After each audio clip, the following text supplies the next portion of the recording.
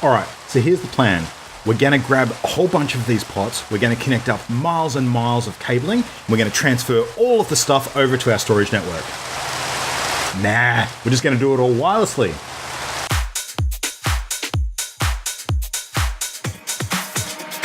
Hey everybody, my name is Luke and welcome back to another episode of our SkyFactory 4 series on Channel Endgame.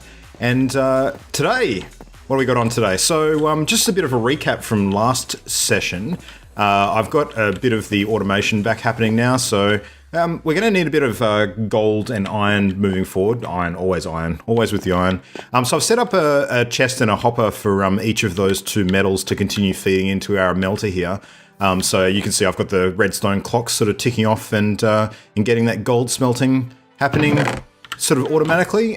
Just a chest full of amber which is feeding down into this item hopper, which is pretty cool. And now that we've got our remote inventory system working, I can actually walk up to this thing and I've loaded it full of all of the resources that we've had generated by the bonsai pots. And if I wanted to create something like iron amber, I can actually just through the remote access, grab all of my acorns and resin out, create a whole stack of iron amber, and then we can just pop that straight in the chest, and that'll feed through and just continue smelting. So that's feeding in nicely there. Got a whole bunch of iron going, which is cool. Might need a little bit of that today, actually, so I'll just grab a tiny bit, and I'll grab a little bit of gold too, because I think we might need a little bit of that too. So, all right. So that is that. Now, as a bit of a recap on the actual storage system itself, I've built this out a bit since last episode, and instead of just having the request table and the network master driving everything, I've connected it now up to a bunch of different things. So we've got a couple of crates here that have got the wooden logs and the sticks coming through, and as we actually connect all of this system up to the bonsai pots moving forward, we're actually going to want those for the purposes of overflow, because these are the two resources that pretty much all of the trees generate, and we're going to have a lot more of that than just about everything else. And then I've connected that up using the link cables to this series of filing cabinets here. Now, each one of these filing cabinets has 8 folders in it. There we go.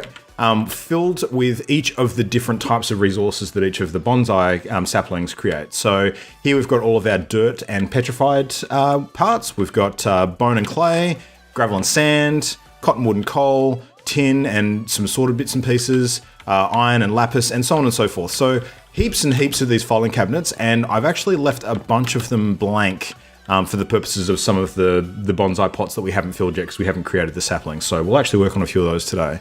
And once again, I've actually set a different priority number to all of the link cables that are feeding into the filing cabinets than I have for the main sort of overflow storage chest here, because we want this to be the last thing that feeds into.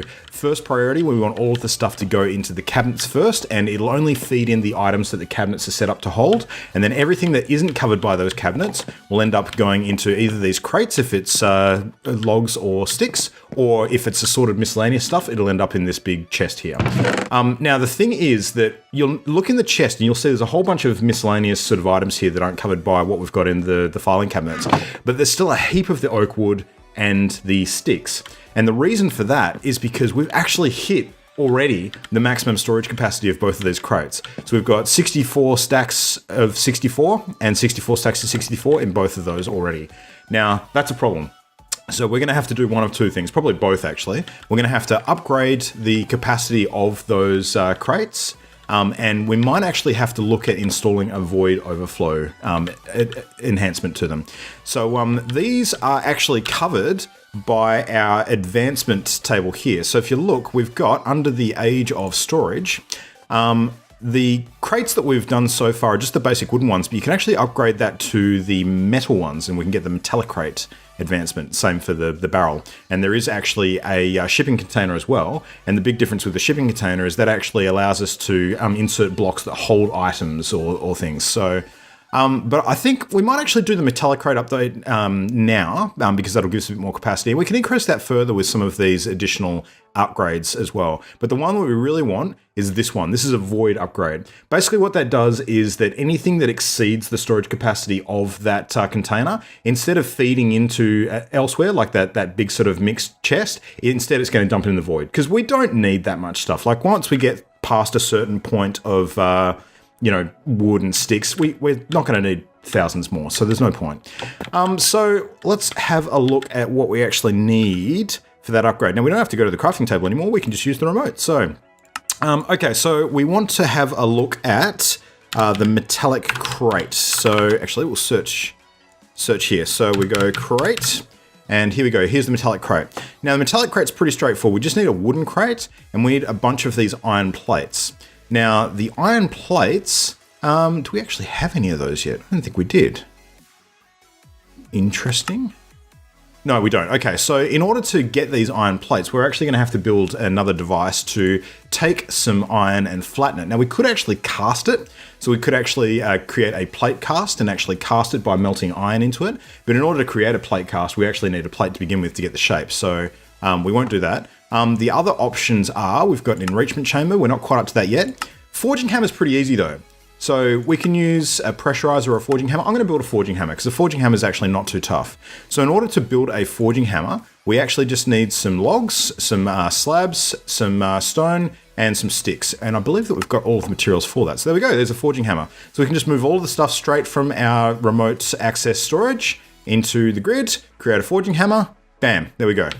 Easy peasy. All right, so I'm going to set this forging hammer up somewhere. I think it probably makes sense to put it over near our main manufacturing area here. So where do we want the forging hammer? This will probably do. So let's chuck it down there. Okay, so the forging hammer, the idea is you basically take some iron ingots and you can chuck them on there, and then you can basically hammer them down into metal plates, and that'll give us what we need for the storage crate. So let's have a look. Let's grab 9 of those. Okay, put some ingots on there. So we just chuck on, let's do a whole bunch of these. So put that down, and that over the next sort of few moments will gradually come down and crush those and create those iron plates for us. So there we go. Takes 2 ingots for an iron plate, and we're going to need a bunch of those. So I might actually let's actually get a couple more. We'll put a bunch of them down because we'll probably end up using some of these later as well. All right, so while it's going to go and hammer those plates for us, let's have a look at what else we need to do. So to create the void upgrade for the crates, because I'm going to create a couple of void upgrades. We're going to turn those both into metal crates, and we're going to add void upgrades to both of them, I think. So, all right, so we do a search for void, and there we go. There's the void overflow upgrade. Now for this, we need obsidian. We need a couple of chests, so that's easy, and we need a fancy item frame. Now to make a fancy item frame, pretty straightforward. We just need obsidian and gold nuggets. Now we've got all the parts for that, I think, but we're going to need to make some more obsidian. Do we have 4 gold nuggets? We don't have the gold nuggets yet, but that's super easy to get to. So let's do that now. Let's just grab a block of gold and let's create some gold nuggets. And then we're going to want to create a couple of those item frames because we're going to need to make 2 void overflows. So I think we're out of obsidian already. Okay, so that's no drama. Now we're out of obsidian, which means we're going to want a bunch more. We've got our cauldron full of lava, which is being heated. All right, it's full of water at the moment, actually. We can get rid of that. So chuck that back in there. And chuck some cobblestone in to heat that thing up and get some lava going. Now, this is a good time to sort of look at our bucket situation as well. So we've got a basic iron bucket at the moment, which we've been using forever. And I think it's well and truly time for an upgrade. There are far, far better buckets in this game that we can use. So let's have a look at what's available again. So let's do a search for bucket. Bucket. All right. So in addition to all of the resource hog buckets, we've got a whole bunch of different ones up here. So now a regular iron bucket can only do 1 load of water or lava or whatever at one time. We could use a obsidian bucket, which actually does 3. We could use a gold bucket, which does 4. Emerald bucket, which does 8. There's some more advanced ones that later on do up to even 64 for insanium, which is one of the metallic alloys we're going to work with later on. But a really simple one for us to use right now, I think, is a diamond bucket. So that can actually do up to 10 sort of loads of contents. And making diamonds is pretty straightforward. So if we want to make a diamond bucket, that's a piece of cake, just 3 diamonds. We've only got 1 at the moment, but that's an easy fix. So again, let's go to the crafting menu. Let's look for diamonds. There we go. We want the recipe with the diamond acorns, which I know we've got a bunch of. So there we go. So let's grab let's make a bunch of diamonds. We're probably going to use those at some point, chuck them straight back into the storage system. And to make a diamond bucket, we want 3 of them. So let's just chuck that on, bang, bang, bang. There's our diamond bucket. And we can probably put our regular iron one back into storage. Okay, so this is going to make things a bit quicker when it comes to making obsidian because we're going to want to make a bunch of it. So let's go water. Hang on, no, we need a bucket full of iron first. Now, the only catch with doing this is that you actually tend to fill the bucket up very, very quickly, which we don't actually want. So, yeah, this is going to get painful. All right, maybe we will switch back to that iron bucket just for a second. It will make things just a little bit more straightforward. So, 2. No, we don't need 2. All right, let's just search for that iron bucket once more. Iron bucket, scrap that out of our inventory. Okay, so we want to take that 1 load of lava and let's just chuck it back in here for a second. Now, I think we put water in there and then we actually add lava to it. I think that's how it works. No, it's the other way around. It is the other way around. I thought it was that way around. If in doubt, we can check. So let's have a look at JEI. We can go obsidian and just check what the recipe for that was again. I'm pretty sure it was just the water and the lava there. Using the cauldron, it's lava in there and then chucking water on top. That's what I thought. And we should be getting obsidian out of that. Okay, so pretty sure we were doing that before. And that's okay. Let's put the water back in. And let's put the lava back in there. Yep, there we go. Okay, so this is quick enough, doing it the old-fashioned way anyway. So 1, 2, 3, 4. Water, bang, obsidian. 1, 2, 3, 4. Water, bang, obsidian. And we can just repeat that a few times. And I'm going to generate a whole bunch of obsidian blocks and then we'll move on with the next bit. Alrighty, so we've got about 24 blocks of obsidian now, so that should be more than enough. Now, let's check in with our forging hammer. We've got a bunch of iron plates there, so I think that one's just about to finish up actually. It's probably the last iron plate. Yep, fantastic. All right, so we should have enough to create those crates now. So let's head back over to here.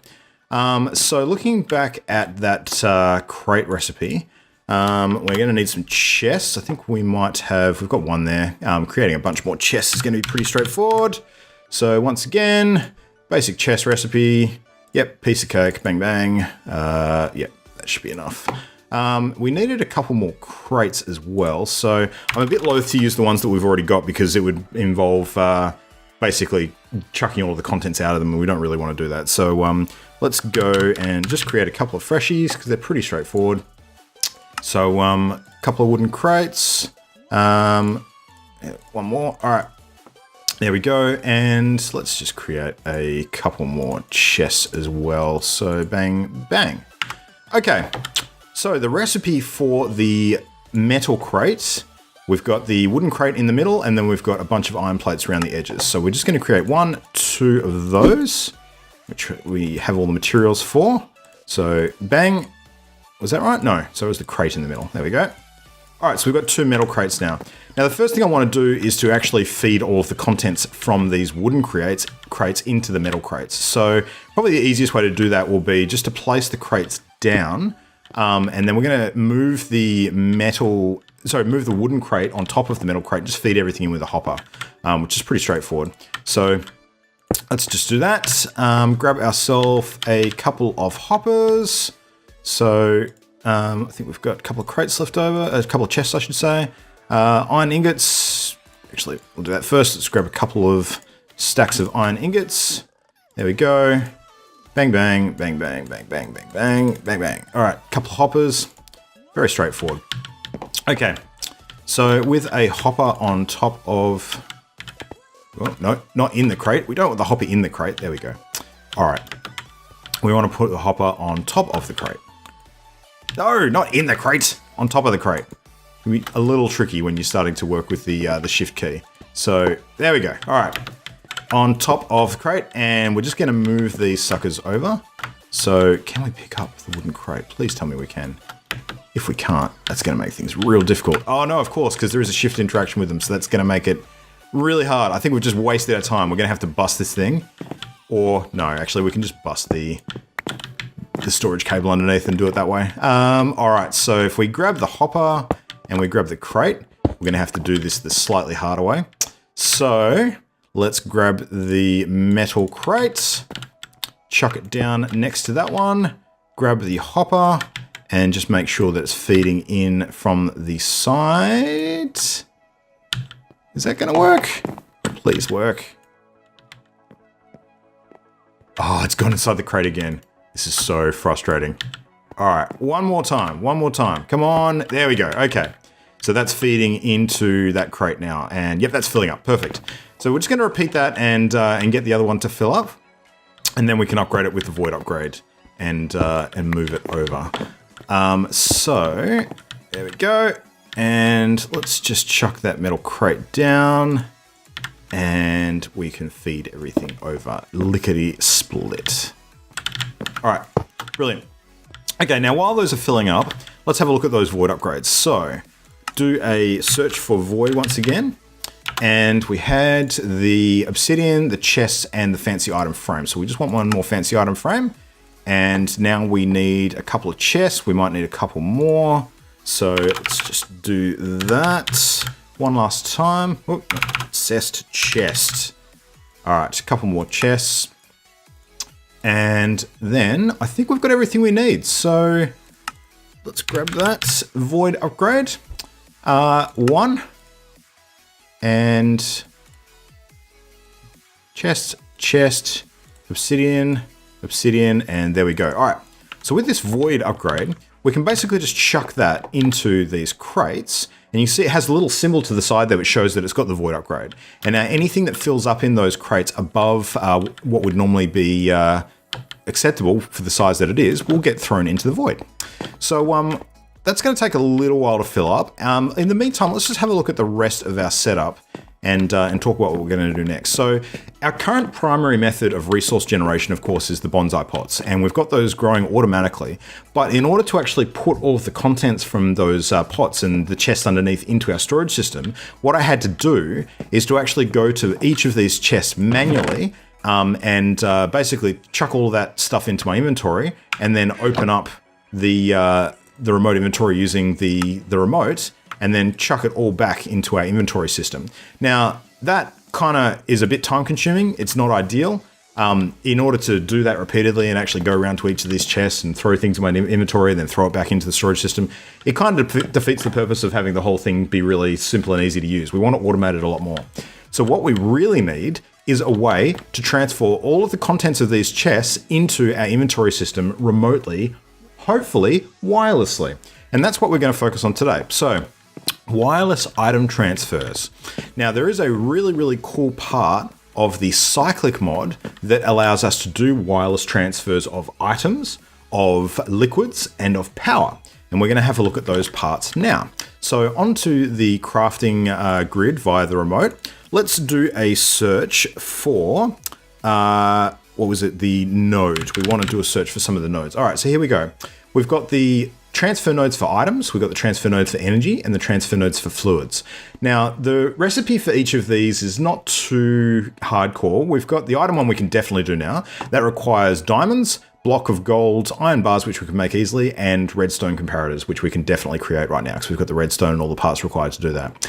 The one for energy is a little more complicated. We actually need nether bricks for that, but because we've got netherrack, we can actually create nether bricks. It's pretty straightforward.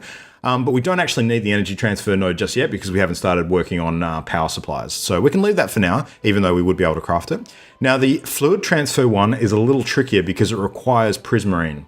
Now, we haven't quite gotten up to prismarine and we haven't quite gotten up to sponges yet. That's something we're going to be doing in the very near future. But we probably don't need the fluid transfer just yet anyway. When we start working on creating lava as a continuous power supply, that's going to come in a lot more handy.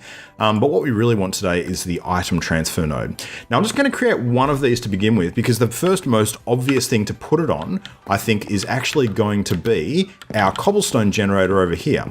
Now, this is perpetually generating cobblestone currently, and what we want it to be able to do is to put that cobblestone that it's generating into our inventory system.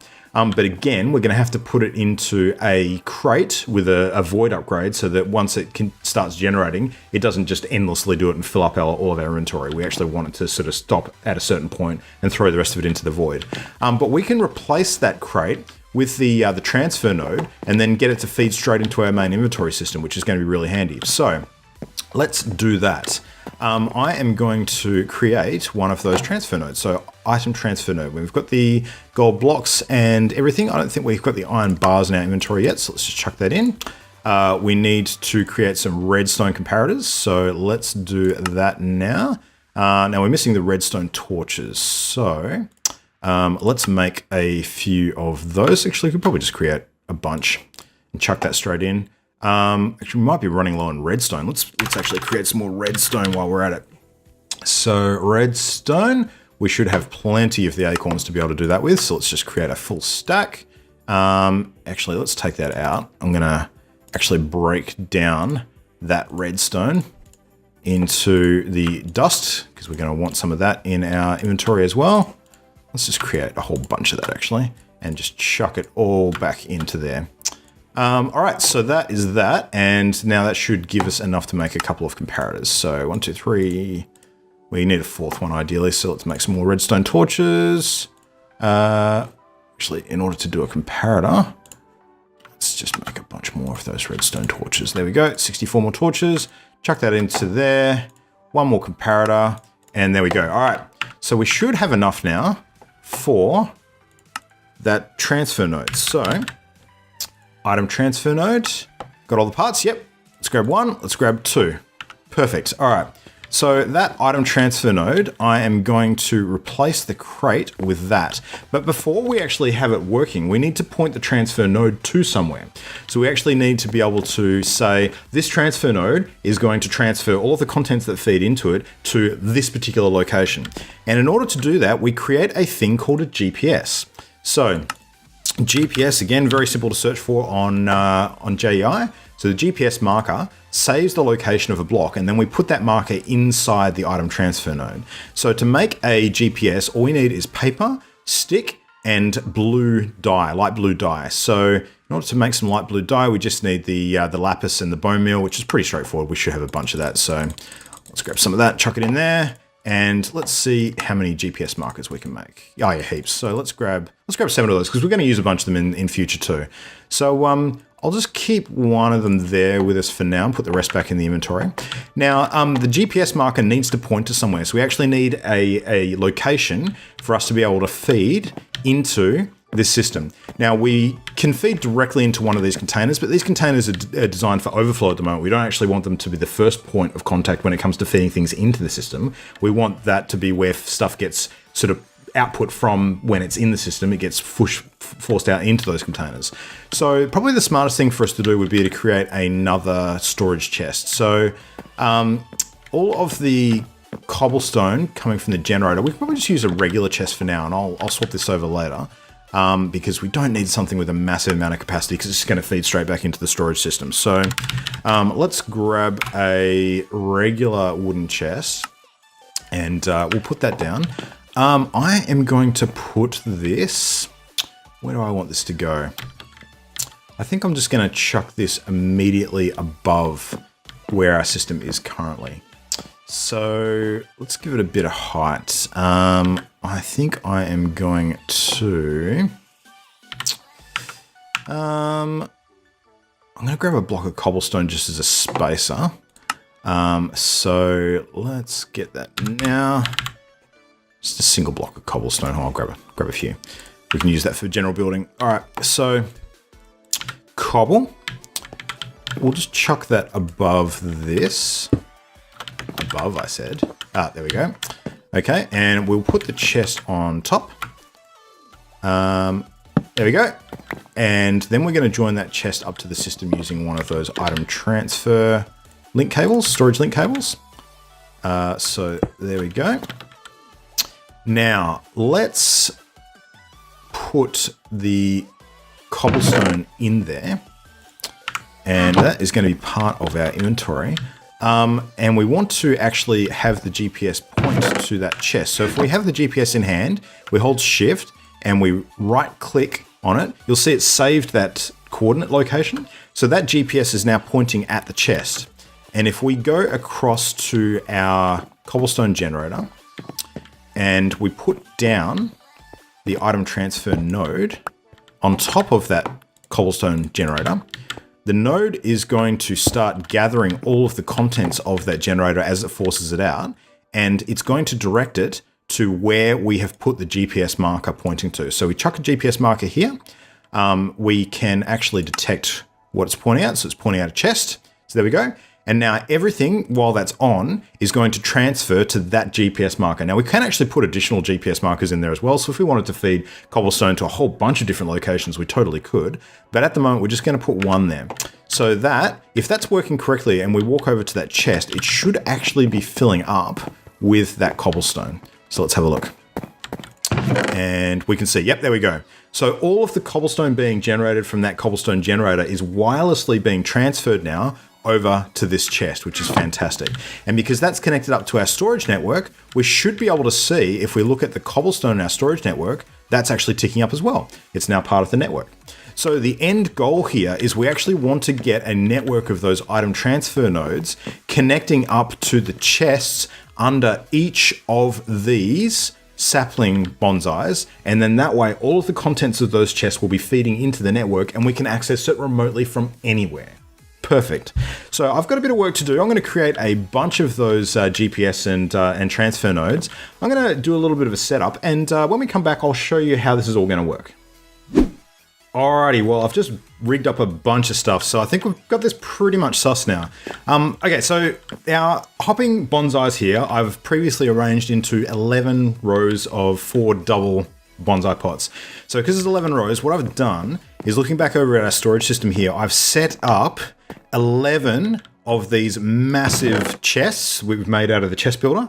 I've actually just created them in different hues, just so they all look a bit different, you know, not necessarily color-coded towards anything in particular, but just looks kind of cool. So, and what I'm going to do is I'm going to set up basically an item transfer node, as per what we just created before, against every single one of these rows with a conduit feeding items through into that transfer node and then transferring it wireless into each one of these chests. Now, the reason why I'm not going to do them all leading into one single centralized chest is because the transfer rate just won't be fast enough. Like, there will be a clog, essentially. There'll be a point where we won't get a good enough speed of transfer to get everything going through at a particular rate. And given how quickly these bonsai pots actually generate resources, we can't have a kink in the system like that where things are getting blocked. We need to make sure that the items are coming through at a rapid pace. So there's a few things I'm going to do to prevent that from happening, which I'll show you in just a sec. So anyway, that's the basic layout. Now, each of these chests, I've actually redesigned the storage system a little bit. I've pulled the request table in the network master block forward one, just to give me a bit more space. And behind here, you'll see that I've got the iron crates here, with the void overflow upgrade for the sticks and for the wood as well. And I've actually built another 2 over the other side. And we've got one here set up for our cobblestone, which is already ticking up. You can see the number increasing there because I've connected that up to the cobblestone generator over the other side.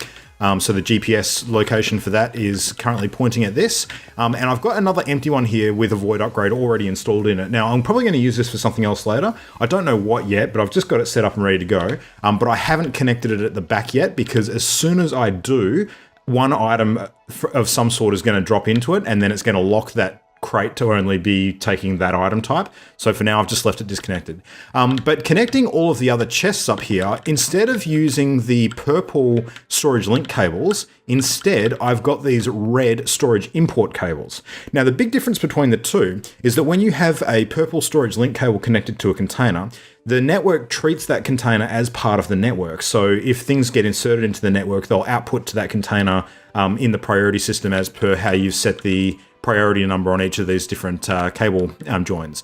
Now, the import cables, however, basically anything in those containers that are connected to an import cable that is linked up to the network will basically pull the contents out of those containers and put it into the rest of the network. So it's almost like a hopper in a way that pulls items out of those chests and inserts it into the network and won't put things back into those chests. They're purely just a feeding device, okay? Now, those link cables I have also just left as 0 priority because they're feeding into the network. It shouldn't actually matter. But here's a hot tip for you if you're setting these up. When you first create the storage import cable, it will by default be set on the whitelist icon there. Now what that means is that all of the items that you have currently sitting in this area here are whitelisted to pass through that cable. Now if you set that as whitelist and you have nothing there, that means that nothing is whitelisted, so nothing is accepted and nothing will pass through, which is what you don't want. So instead, I have got that on blacklist, which means that no items are blacklisted, so it will let everything through. So that's exactly what we want. We want it to be an open sort of conduit at the moment. We don't want it to block anything because we're going to be pretty much controlling what's going into each of those chests by which parts of the bonsai farm it's linking up to. So that should be fine. Now, each of those chests, I now have to link up with one of those GPSs so that I can put those GPSs in the item transfer nodes over near the farm. Now, I've actually gone ahead and done that. So I've got a series of 11 GPS markers here, and I've already synced these up with each of those chests. So you can see these 11 chests, they all have a different GPS coordinate, which corresponds with each one of these, okay? So all I have to do now is insert those markers into a whole bunch of item transfer nodes, and then they will wirelessly start feeding items through from those nodes into these chests, and then from these chests, it'll push it into the rest of the storage system, and then I'll be able to access it using my remote. So nice and simple in theory. Let's see if it actually works in practice. Now, let's head on over to the bonsai farm. Now, in order to link this up properly, I actually had to do a bit of messing around and get underneath the platform because I wanted to actually have some cabling set up to connect all of the chests together and then feeding into the item node. So you can see next to each of these rows currently, I have an item transfer node that's sitting under there. So every single one of these rows has one of those nodes. And then if I take you underneath, because I've actually built a temporary little stairway down here, which I'll remove in just a moment, you can see, there we go. I've actually got rows of this cabling, which is connecting up to all of the chests. So this actually consists of two different things. We've got, on one hand, we've got an item extraction cable point. There's one of those connecting with each double chest. And then the rest of it is just item cables. Now these are actually part of the cyclic mod. And if I look on the crafting table and sort of hunt up the items on JEI. So we go, what was it, cyclic? So at cyclic, you can see cyclic's actually quite a big mod. So there's a lot of stuff in here. But the ones that we are after, I think we're on page 2. Item transfer nodes. No, maybe it's on the first page. These little purple things. Where are they? Ah, here they are. Okay. So these exist for energy and fluid as well. They're quite handy. So the item extraction cable is very similar to a hopper again. You connect it up to a storage container and it pulls items out of it. The item cable simply just transfers items through that cable depending on the direction set by whatever you've got connected to it. So in this case, I have the chests, so each of the 4 sets of double chests with a item extraction cable linked up to them, which will be pulling the items out, and then it'll feed those items through the rest of the regular cable up to the item transfer node, and then depending on which GPS coordinate device I've put in there, it's then going to wirelessly transfer that through to one of the chests on the other side where the main storage system is. So pretty straightforward. It should all work in theory, and when that's done, I'll remove this platform and clean that up a bit. So now what we need to do is to basically, we've got a whole bunch of rubbish in here, so I need to put that GPS device in every single one of these, and then if it works correctly, it's going to start feeding contents through from all of those chests, and eventually it'll empty them all. The bonsais will still continue to grow and drop things into the chest, but once they catch up, it should be at the rate where the things are getting pulled out of the chest, sent wirelessly over and put in our storage network and ultimately into all of the filing cabinets quicker than the bonsai pots are actually generating the items. So, and then that will give us a never-ending, continuously sort of automated spawn of items feeding into our system, which we can use for creating and crafting wirelessly, which will be fantastic. And then we won't actually really need to go down to these chests again, except for when we plant new bonsai plants for the new saplings we're going to create. So, all right, so let's go. We've got the GPS markers, so we're going to open up the item transfer node. Now, the first one here, we're going to chuck in that marker, which if we detect the target block, that is pointing to a compact chest, which is correct. So there we go. That one should be ready to go. Now, if that's feeding correctly, we'll see stuff disappearing from the chest here. Yeah, here we go. So stuff's actually being pulled out, and you can see it's disappearing here. So now, just to make sure that that's working correctly on the other side, let's go and have a look. So that first chest that I've linked it up to, which is this one here, yes, it's got items dropping into it, okay? So those items are being fed through from the set of cables linking up to all those 4 double chests, and they're pushing things into the chest here. Now, they are very slowly being dragged out of the chest here. You can see the numbers going up and down. But the problem that we've got at the moment is that the items are being pulled back out of the chest into the storage network at a rate far slower than they're coming in. Now, that will change eventually when the bonsai pot chests have sort of emptied out a bit and there's not a huge amount of items coming through. But that being said, we do need to speed this up a bit because we want it to be pulling things out of this chest a lot quicker than it currently is. Now, the way that we do that is if we look around the back to those storage import cables, on these cables there's actually 4 spaces up here which you can use to put in upgrades. And as it happens, there's a couple of upgrades that are going to help us out a whole bunch in this case. So as part of the Simple Storage Network mod, so if we just do a search for Simple, you'll see that we have a few options for upgrades here. So we actually have a speed upgrade, and that improves the speed of the importing and exporting. We've got a operation upgrade, which, that depends on what we use it for. That's more of an advanced one we're going to check out maybe a bit later. We've also got a stack upgrade, and that increases the size of the task, so the amount of items that it's pushing through at one time instead of just a single item at a time. So we'll definitely need one of those. And we've got a stock upgrade, so we can actually just sort of toggle that to keep a specific amount of items. So if we want to say we only want it to keep X number of sticks, for instance, then we can actually set that at a particular number. But that's only in an export cable. So in this case, we've got the storage import cables. It's not going to work in those. So the ones that we want the speed upgrade, and we want the stack upgrade, and we want to put one of each of those in every single one of these import cables. Okay? Now, I'm not going to do that right now. We'll do that between episodes, but I'll just set up the first one now to show you the difference that it's going to make once we actually increase the stack size that can go through, and once we increase the speed at which it can go through as well. So, having a look at the recipe for the speed upgrade, so we need redstone, gold, and some of those storage cables. So we should have that. And that recipe will actually make us 4 speed upgrades. So that's great. Actually, I'll grab a few of those. How many do we need? We need 11, so 12 will do.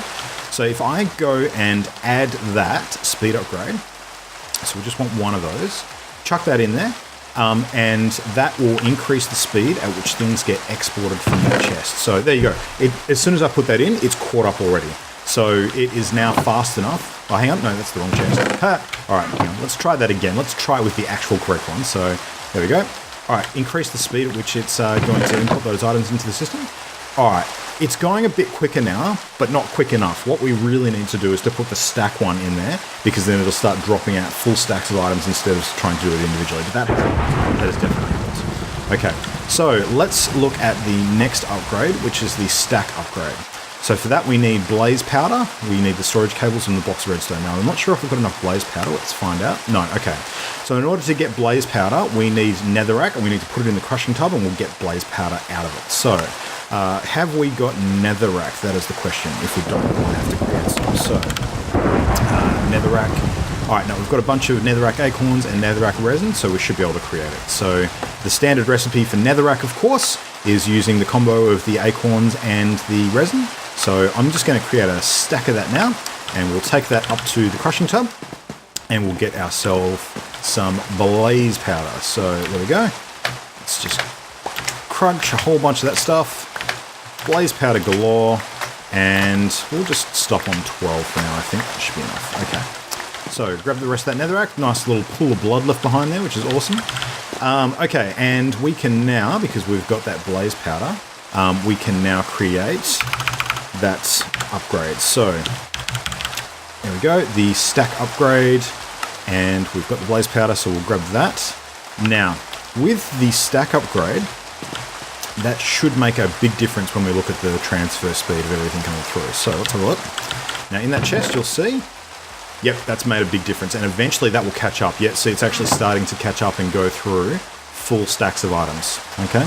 Now that speed that it's operating at now should be enough once the rest of the transfers catch up, and I don't think we'll see a situation where the contents of that chest gets too much bigger. So now I have a suspicion by memory you can actually stack these as well. So can we put more than one in?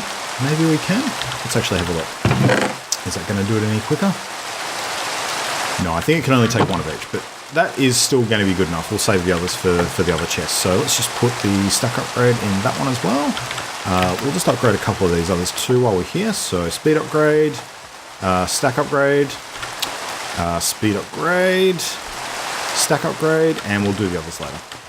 Okay, so what we need to do now is to chuck the GPSs in the rest of those blocks here, and then that should pretty much set us up for the rest. So that one can go in there. Yep, that's starting to process. That one can go in there. That one can go in there. That one can go in there. And all the way down the entire row of 11. So it shouldn't take too long. Now, it's worth remembering that with these item transfer nodes, you can actually put more than one GPS marker in them, and it will split the transfer between all of the target destinations that you have got the GPS pointing to. Now, there's not too many cases where you want to do that in the short term. One in particular that would be really handy is when you start messing with power, because you could have one power generator, which is sending power to multiple different devices. And in that case, you do want to split it because you've got more than enough power surplus to manage. So that's all working pretty well. Now, this row is a pretty good example of how it should be operating, because if we look in this chest here, which the blue slime saplings have been going into, you'll see this is starting to drop all of its items pretty quickly. So they're going to be feeding through really fast into that network. And now that that is done, we can cover up all those spots again and make our area look nice and neat once more. So close that all up. Our item farm is now looking pretty automated, so we've got everything working from this end, and underneath we don't really need this anymore, so that's going to remain sort of open, and we can go back in and troubleshoot that if we ever feel the need. But let's get rid of this platform because we no longer need that. And then that item system should be working pretty effectively. Now, when we get around to creating the resource hog farm as well, where we have the different resource hogs digging for truffles, and the truffles will be going into our inventory system, the same sort of thing will apply. So we'll set up a wireless item transfer so that will feed directly into our inventory system, and then that way we never have to worry about going in and manually opening up those chests and taking the items out and feeding them into our system, because it will all automatically be done for us, and it will just operate seamlessly without any effort whatsoever. So there you go. That is our wireless solution for our storage network. And at this point, we also have more than enough sticks and wood and cobblestone that we'll ever need to manage. All of our miscellaneous items that don't fit any of the categories that we've set up in these different filing cabinets will end up dropping into this large compact chest. Eventually, we'll probably run out of room in that compact chest because the number of miscellaneous items will exceed what we can actually store in there, and that doesn't fit into the filing cabinets. So at that point, we can put a couple of additional compact chests there. We probably won't need too many, and then we'll just link those up using the storage link cable as well. So when you're creating this for yourself, if anything's not working as it should be, some things to remember to troubleshoot. Number one, make sure that you've got your GPSs pointing to the right blocks. So your coordinates need to be checked. You can use that check button to make sure that what it's pointing to is the item that it should be pointing to. Make sure that you put void overflows in, because if you've got items feeding into a container that fills up, the rest of those excess items are just going to end up in your overflow, and that's going to fill up real quick, and then all of a sudden everything will grind to a halt. Make sure that you check the speed at which things are transferring as well, and if they're not going to the right places, then remember to go to your link cables and set the correct priority so that the order in which things are prioritized are where you want things to go. And last but not least, have a look at those upgrades. So make sure that you actually go into these import cables and put upgrades in those slots if you need items to be transferring quicker. At the moment, I'm going through rows of 4 double chests, so probably about the limit that I would want to rely on when it comes to items transferring into this system. And I'll do some troubleshooting later if it appears that things are going too slowly into that and filling up the chests despite our best efforts. But regardless of that, when everything's working properly, you should be able to see a difference in the numbers coming into these cabinets. So at the moment, we've got clay saplings and stuff going into that one, and all of our dirt and petrified. There we go. You can see the petrified numbers ticking up at the moment. Those will probably adjust when it actually goes through the rest of the contents of this chest, but it might take a little while to catch up, so just keep an eye on that. But yeah, that is the wireless solution for our storage networks. Wireless stuff, wireless this, wireless everything. It's fantastic. So that's it for this episode. Thanks very much for watching. Hope you've gotten a lot out of that. The stuff that we've done over the last episode and this one when it comes to setting up our storage network and getting things operating wirelessly, this is the absolute foundation for everything that's going to come after this point. So when we're going to get into crafting some of the more complex items that require a lot of different resources and a lot of running around and putting things together to go through the different stages of creation, this is going to speed the entire process up immeasurably. So kind of necessary before we get on to the next bit. So when you create your own SkyFactory 4 build, highly recommend prioritizing this ahead of some of the other fun stuff, because once you've got the basics down, everything else gets faster and easier. So anyway, my name's Luke. Thank you very much for watching. Make sure you check out all of our other stuff at our Hub at the Channel Endgame website at channelendgame.com. Do all the usual YouTube stuff, hit subscribe, hit the bell, make sure you're on top of the notifications. That's it for this episode. Hope to see you back for the next one. But until then, enjoy your digging. We'll see you back soon. See ya.